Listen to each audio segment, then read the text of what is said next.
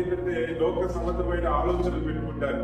అదైనా చర్చిలో పనిచేస్తే, లేకపోతే అది చేస్తే, ఏం చేస్తే, అంత కానుకలు ఇస్తే, లేకపోతే సువార్త చెప్తే దేవుడు మనల్ని ఆశీర్వదిస్తాడు, దేవుడు మనకి అది చేస్తాడు, ఇది చేస్తాడు. చేయడం నేను చెప్పట్లేదు, కానీ ఎందుకు చేస్తా ఆ ఉద్దేశమే తప్పు.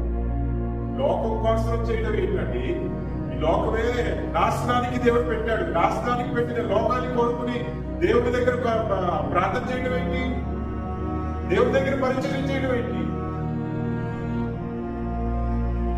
యోహాను పత్రిక చదివి చూడండి, ఈ లోకాన్ని నాశనానికి సిద్ధపరిచి పెట్టాడు. పేతురు పత్రిక చదివి చూడండి, ఈ లోకాన్ని నాశనానికి కోసం సిద్ధపరిచి పెట్టాడట.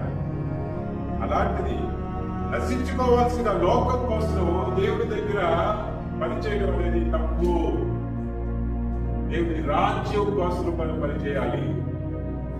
దేవుడి రాజ్యమే మన ఆలోచన ఉండాలి. దేవుడి